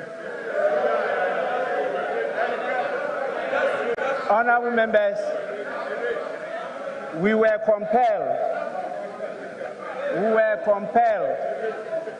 to attend to some debilitating constraints to the House. And that kept us a few, I should say, an hour behind schedule. And I want to apologize for that delay. Honorable members, we also, in acknowledging the presence of the dignitaries here in the House, failed to mention some very important statesmen who are with us today. And it's proper that we acknowledge their presence. We have with us Dr. Hassan Ayariga, founder of All People's Congress. We also have in our midst Mr. Ivor Kobina Greenstreet, who, as you all know, is a former Convention People's Party flag bearer. We also have the leader of the Liberty Party in the person of Mr. Akufo-Addo. Honorable members, the last but not the least is the Honorable David Apasera, who, as you know, was the chairman of the People's National Convention. They are all here with us. We apologize for the oversight, but as we say, Sankofa is permitted, and we have done that. Honorable members,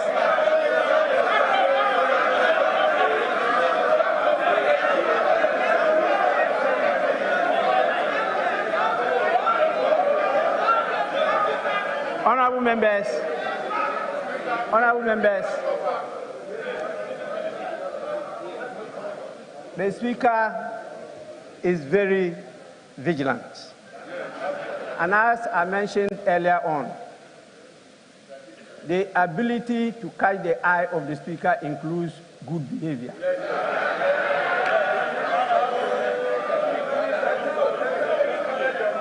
And if for 4 years you are here and you are not able to catch the eye of the Speaker, I'm sure the good people of your constituency will not accept you again. So please, kindly abide by the code of conduct which you yourselves approved here on the floor of the House. With this, I want to, in accordance with Standing Order 72-4, convey to His Excellency, the President, the gratitude of the House for the address. Honorable members, again, in accordance with the practice of this House, a formal communication will be forwarded to His Excellency the President after the House has thoroughly debated this address. I want to thank all of you for your cooperation, but to emphasize that Ghana is out. Actually, we are down, but not out. And Ghana will rise again.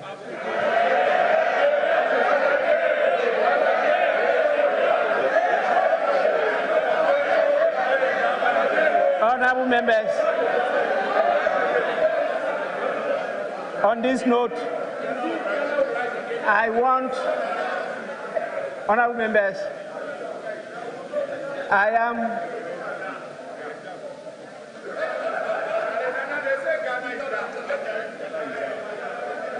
I want to call on the majority leader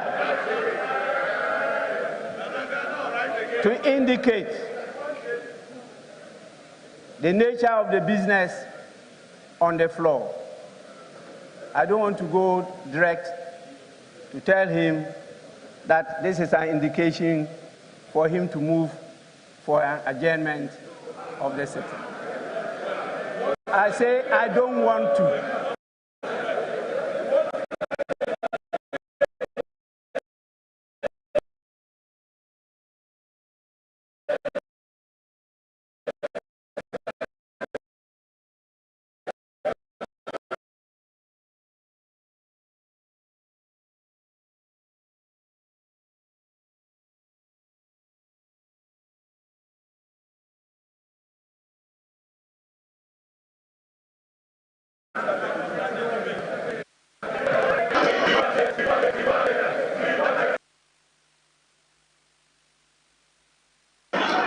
Mr. Speaker,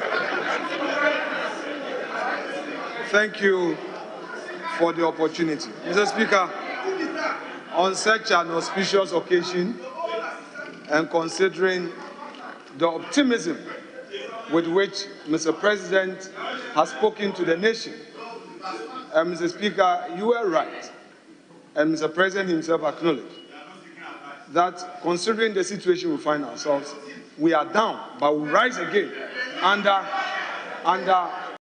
the able leadership he is providing and the future which is assured. Mr. Speaker, we are, by the practice of this House, ready to debate Mr. President's message. Considering the situation we find ourselves as a country, Mr. Speaker, we are ready to debate this message now. However, Mr. Speaker, as has been the practice, members would want to prepare. And I noticed that the minority leader was jotting down a lot of notes. I need to remind him that I have with me the 2014, 2013, and the 2016 State of the Nation Address. And all of these were full of lamentations. So, Mr. Speaker, I don't know what he was actually jotting down. But if it was a debate he was preparing for, Mr. Speaker, I want to assure him that we will face him with this optimism and remind him of the lamentations of 2013, 2014, 2015, and 2016. Mr. Speaker, without more, I shall pray that this House be adjourned to tomorrow at 10 in the forenoon or soon thereafter. Mr. Speaker, I so move, and I urge my colleague to second the motion. That is a practice. He should second. He should just second. Today is not for debate. Mr. Speaker,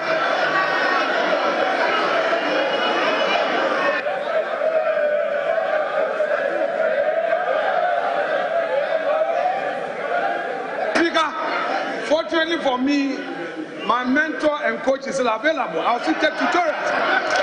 Yes, would indeed. Yes, that is true. There was a smooth transition. There was a smooth transition. We had a smooth transition. We had a smooth transition. We had a smooth transition. Mr. Speaker, I am encouraging Dr. Forson to only second this motion. The rules of the House are very clear. It shouldn't go outside of the rules. Mr. Speaker, Honorable Akufo-Addo, please second the motion and let's adjourn.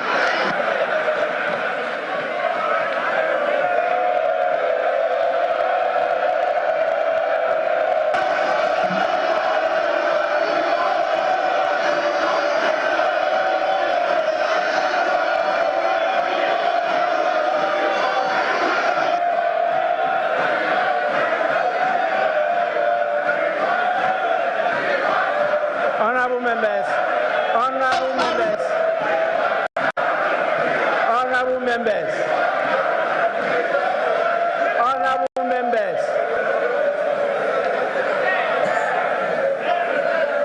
Yes, minority leader. Right, Honorable Speaker. Let me, on behalf of the NDC minority, thank His Excellency the President for his message on the state of our nation. But, Mr. Speaker, the unemployment situation in our country is at a critical point.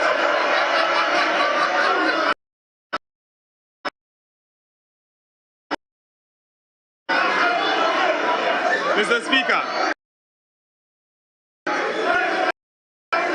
the answer will record me today. Mr. Speaker, the unemployment situation in our country is at a critical point.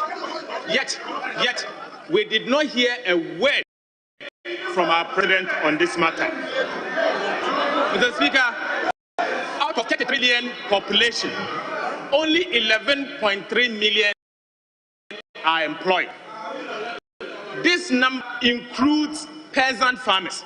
Mr. Speaker, the difference between the 33 million and 11.3 million is what I call ninja. No income, no jobs, no assets.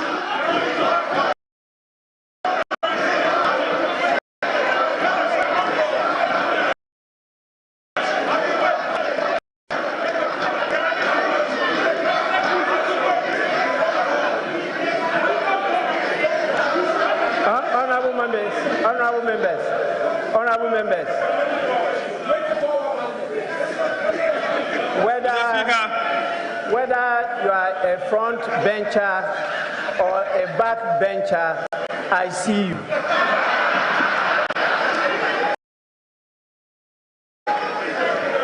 Minority leader, you may continue. Mr. Speaker, this means that 2 out of every 3 Ghanaians is unemployed.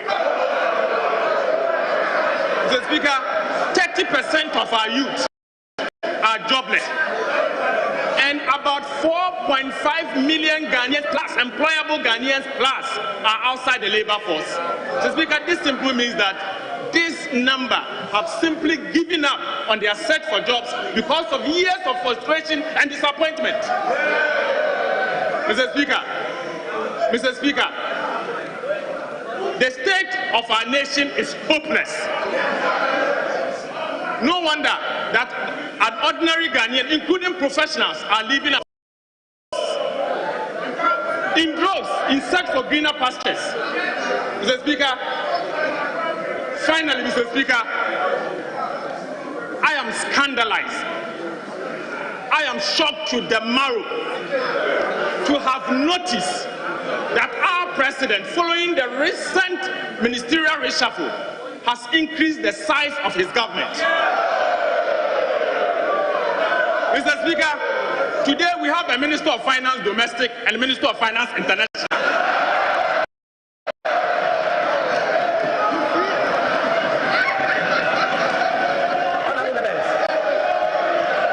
Honorable members.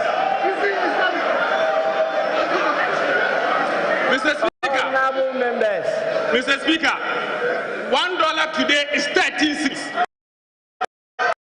During the time of President Mahama, $1, 3 cedis, 80 pesos. Mr. Speaker, a vote for Alhaji Bawumia is a vote for President Akufo-Addo's terror. Mr. Speaker, to conclude on this matter, Ghanaians voted for Vice President and are paying for the Vice President to support him to succeed. Mr. Speaker,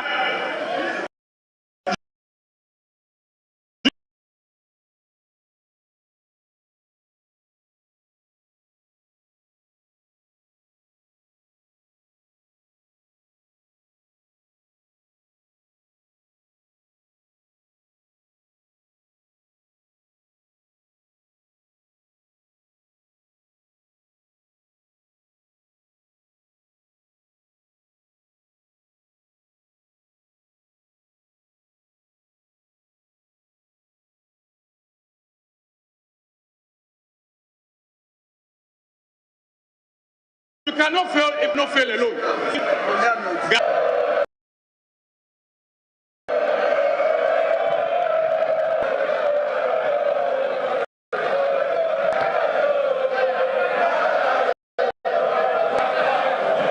Honorable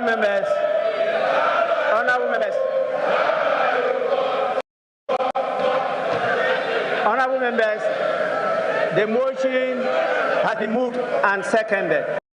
I now put the question. As many as are in favor of adjournment, say aye. As many as are against, say no.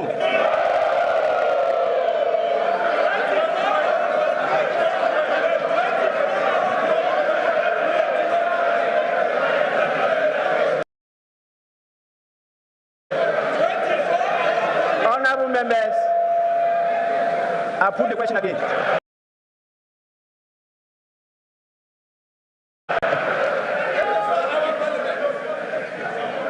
As many as are in favor of the motion, say aye. As many as are against, say no.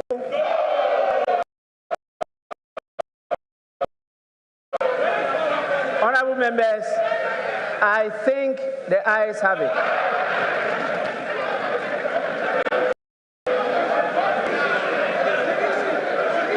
Honorable members, the ayes have it. The House is accordingly adjourned till Wednesday, 28th February 2024 at 10 o'clock in the forenoon. I thank all of you for your understanding and cooperation, and the House is adjourned.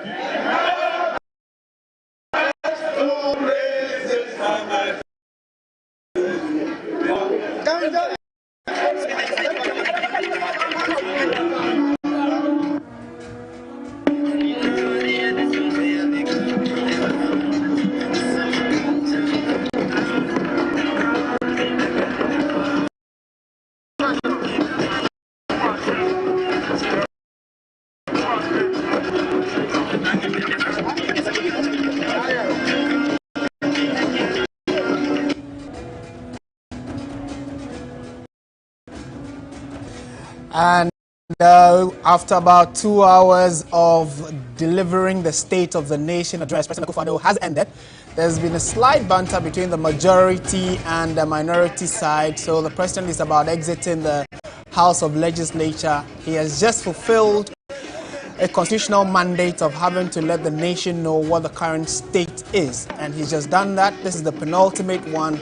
It means that in 2025, he would have to give a final address of the State of the Nation, which will be his last as President of the Republic. So the exchange of pleasantries is in a warm handshake with the majority leader, Alexander Afenyo-Markin, and then his other leaders on the majority side, the front bench of the majority side.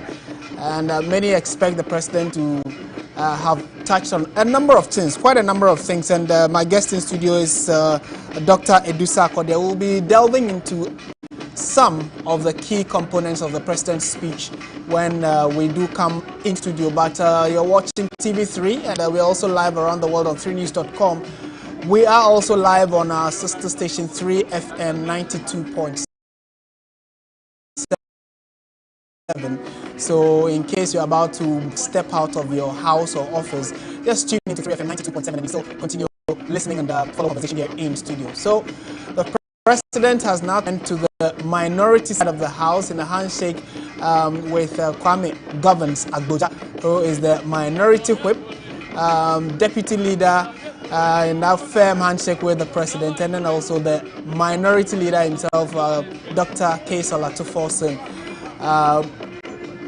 Two economists exchanging pleasantries. Certainly is a very economic language they'll be speaking, but of course, you get an idea of where that conversation will be leading. So yeah, the President 2 hours on has told us what the state of Ghana is, all the various aspects he touched on, from sports to entertainment, agriculture, etc., and says that though the country has faced some challenges, we were barely bruised, but we'll definitely get back to full healing and get back to our feet. So it looks as though all of you who followed have also been sharing your thoughts and comments. We'll be happy to reshare all of that or read some of them to the rest of the listening and watching public. But it's been an interesting 2 hours, the heckling here and there, but as it stands, His Excellency, the President of the Republic, is exiting Parliament. He will go and sign some documentation to show that as of this date, he was in the House of Legislature and has fulfilled a constitutional mandate. And post that, we'll come in studio for a discussion. That's senior Samuel Okudzeto himself, in a firm, nice handshake with former President John Dramani Mahama. And sometimes you want to hear what the conversation is, but you can only assume what they will be talking about. And all protocols were observed. That's Sam Nate George, MP for Ningo Pram Pram, clearly doing the sign of yes, same or change. As to what interpretation you'd want to put on that, it is absolutely up to you. It's nice to see that the chairman of the two parties, the NDC and the MPP, actually sat together throughout the presentation. Definitely they would be agreeing and disagreeing on a number of the things the president would have touched on. But it's beautiful to see that our democracy is growing, that we will disagree, but that disagreement is just ideological and shouldn't be physical. So it all shows that a sign of our young democracy and doing better. We can only get better as a people. All right, so I mean, before we exit the visuals from Parliament, maybe Dr. Edu Sarkodie would have some preliminary thoughts on what the President said so far. We would also be crisscrossing between the studio and Parliament, because we want to pick the thoughts of some of the parliamentarians on what exactly the President said, areas where they agreed with him, areas they thought he probably missed the point, and then also what going forward the debate in the House will be like. But before we do that and cross over to our correspondents who are in Parliament, let me come in studio and engage Dr. Edu Sarkodie, an economist and also a lecturer. Doc, thank you for staying with us.